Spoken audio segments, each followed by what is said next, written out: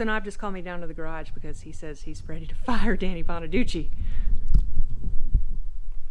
So, tomorrow marks the 2-year date mark of me bringing this motor back, because originally we had some plans that went sideways and we had to go back to the 22R.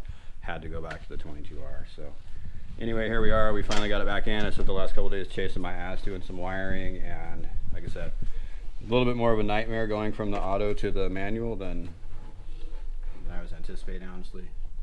Turns out there's a lot of one year 85 nonsense, seems like. So anyway,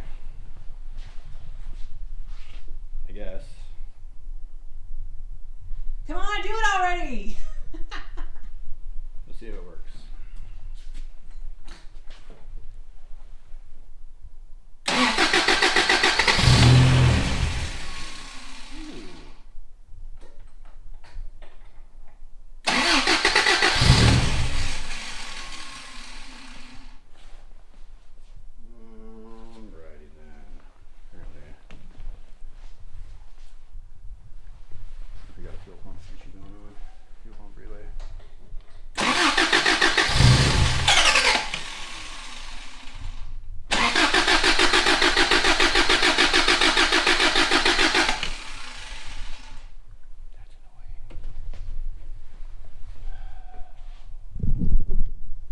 You knew that's what was going to happen, right? Of course.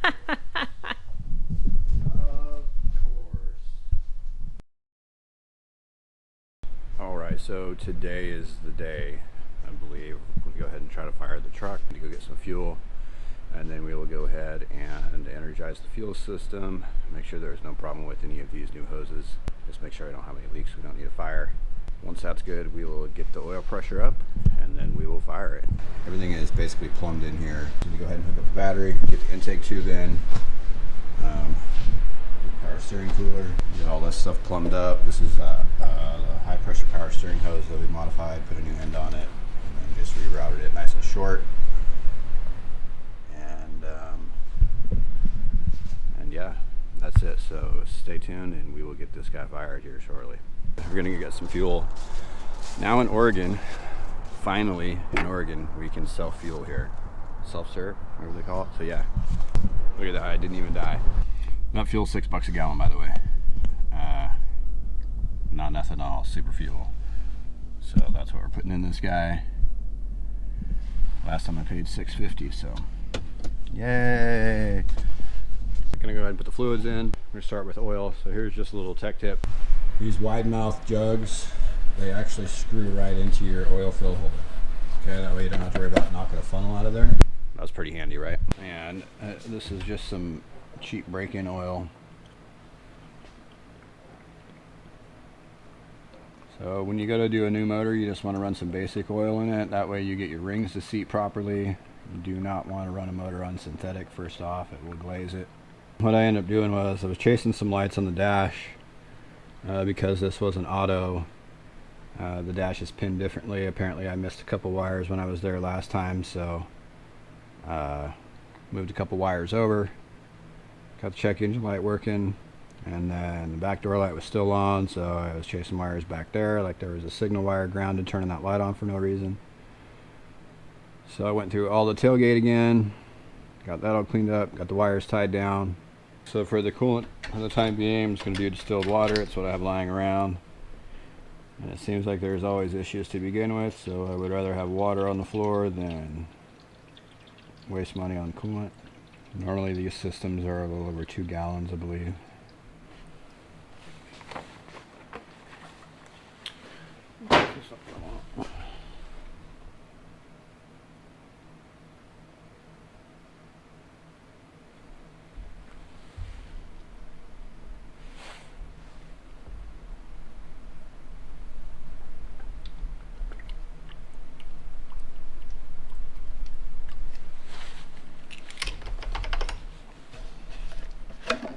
Ooh, shite.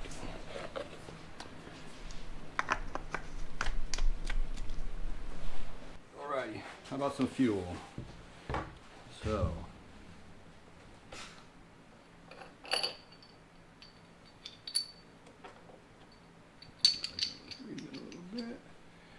this is your AI13 Rotopax kit stuff.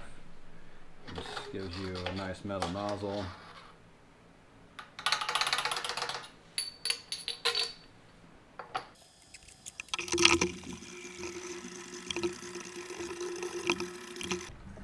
So this tank was, I think this was a 4-gallon tank, and I had just under 4 gallons in it.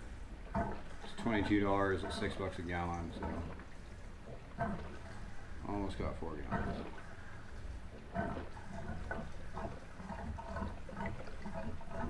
And while this isn't as fast as a pump, it's really not that bad. It's not like it's stopping, it's been breathing the whole time. Let's see if we got any gas.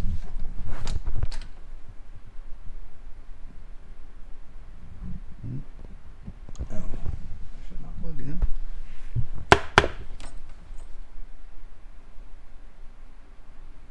No, that's not working. Okay, so what we can do with this guy is we got fuel in there. I went ahead and double checked that gauge. It appears to be sort of working. I basically need to pressurize the lines and check for fuel leaks. So there's a couple ways you can do this. You could either crank the car, you could jump the fuel pump right at the fuel pump. Toyota, luckily, it's one of those things where you kind of gotta like engineers. So what they did do was put in a fuel pump check connector. This is your like 85 diagnostic port, right? So this is your PE and E1 port. This is to do like some fuel trim and stuff. This guy right here is your oxygen sensor test port. But this 2-pin right here, that's your fuel pump jumper. That plug is this plug right here. Okay, so what you're doing when you jump that, this goes through the circuit opening relay and also through the main relay. So to get power to the circuit opening relay, this has to be key on. See, the dash is coming on the way it's supposed to come on. Let's see what we can do here. So this is just a jumper.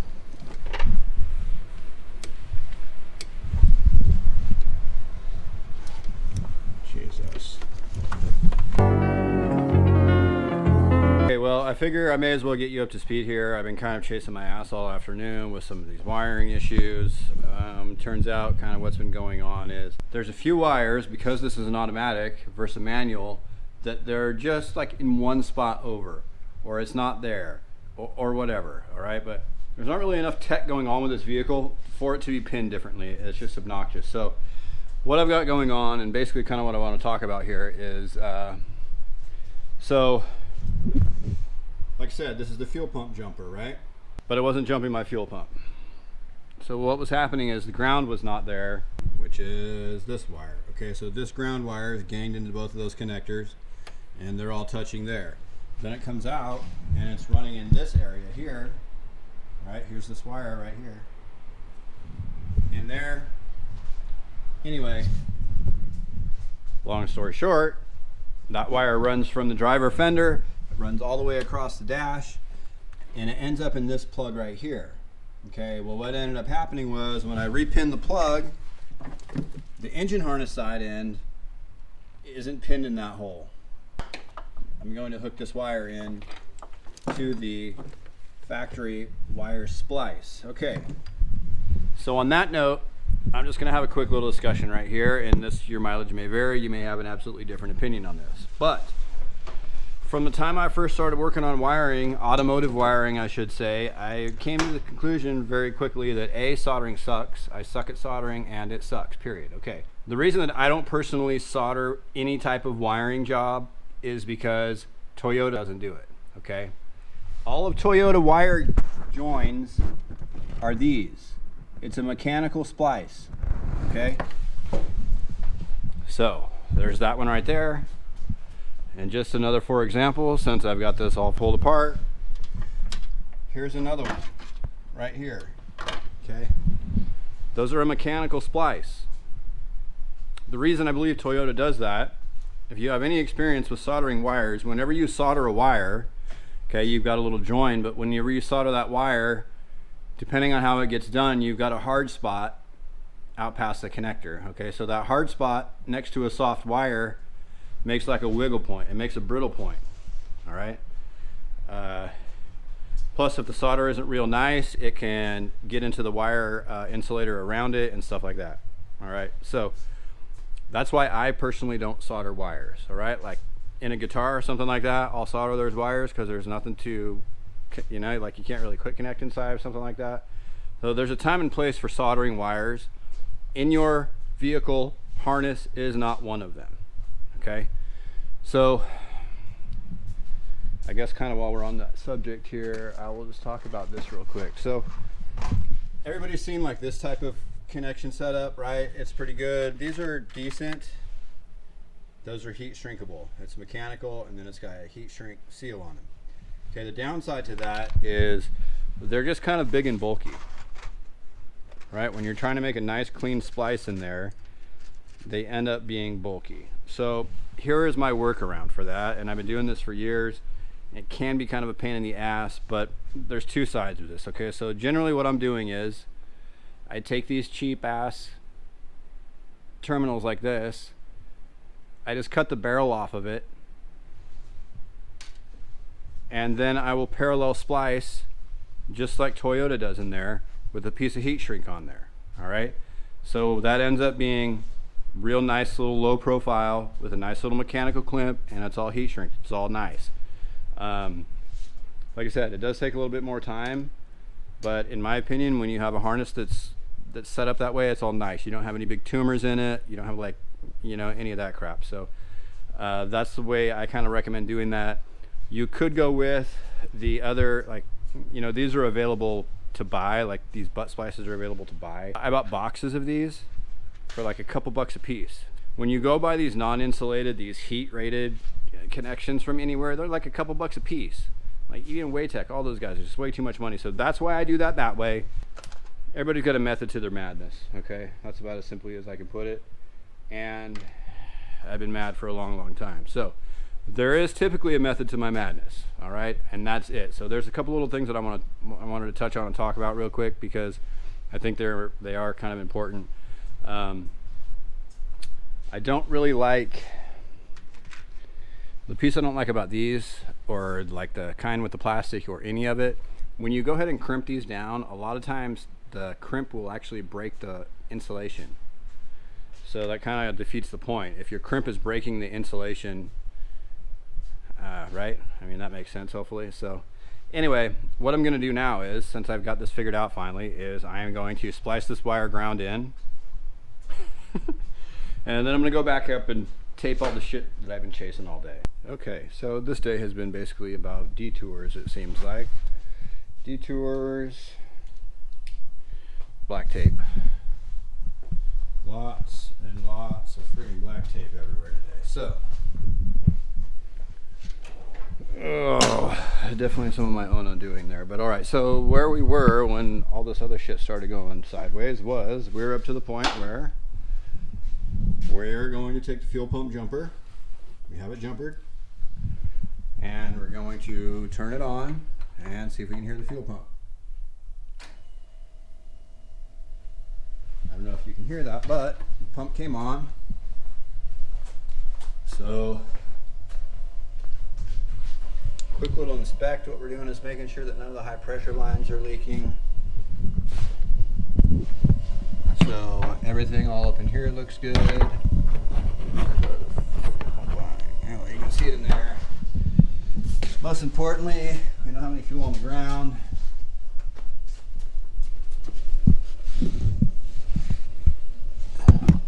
There's that fitting. And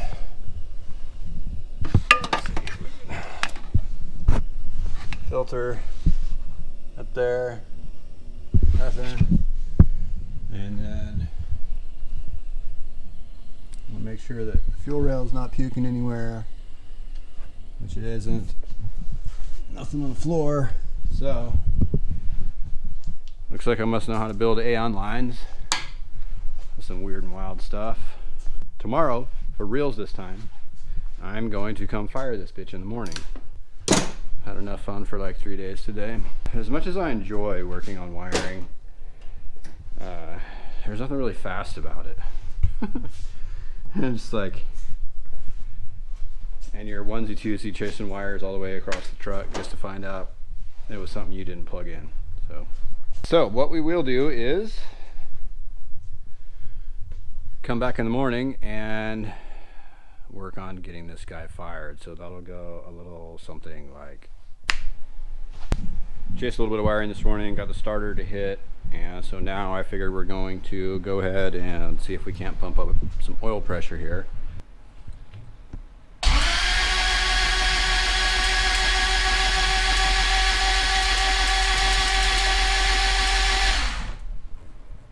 The manual gauge, or the gauge on the dash, wasn't showing me what I needed to see, so I needed to verify the wire. Of course, it was in the wrong spot, so I repinned the dash, made sure I have a voltage signal over here. So what we will do is see if we have a change in that state. So see where we're at right there.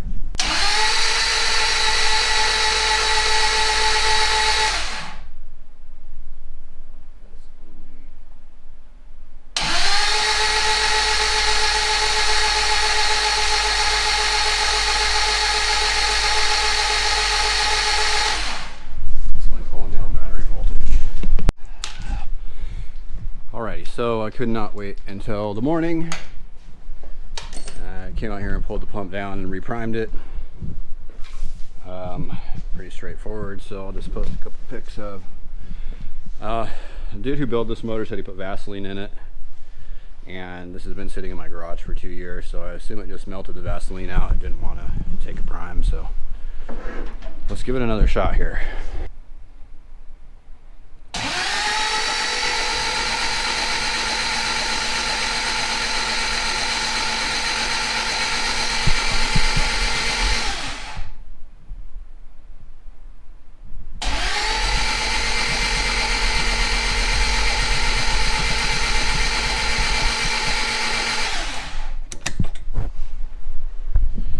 Alright, that looks like oil pressure. So now we will get the plugs in and we will fire this. So this rear plug goes in at a little bit of an angle. It's pointing kind of like this direction, so just kind of be aware of that when it goes in. And make sure you crush the crush washer. Typically when doing spark plugs, I like to just use a short handle wrench. That way shit doesn't get out of control and we don't turn a plug hole out or anything like that.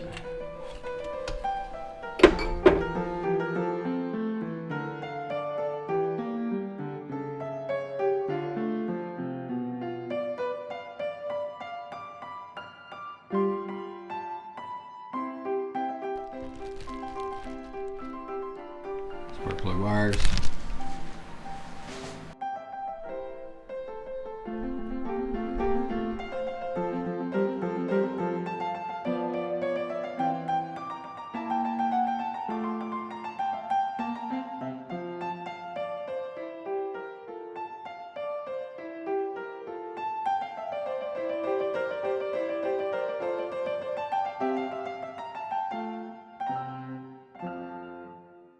Deal. Like I said, chasing my tail. The car ain't gonna run if the injectors aren't plugged in. So, should we try this again? Let's try it again. What do you say? Here we go.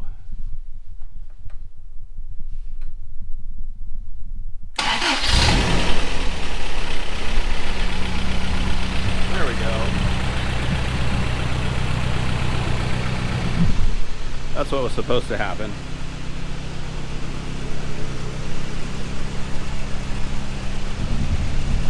Let's see what that exhaust sounds like, eh? Oh, not quite ready for that.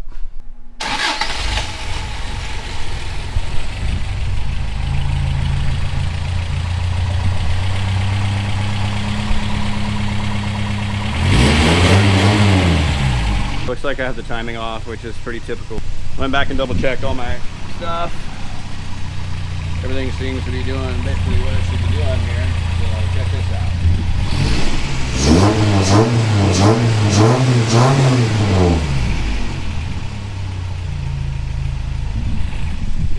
I think that sounds pretty good. I'm pretty stoked. Heck yeah! All right, let's get that Instagram clip. That wraps up another episode of Snale Racing. Thank you for watching. Please make sure to like and subscribe. Let's see what we got here.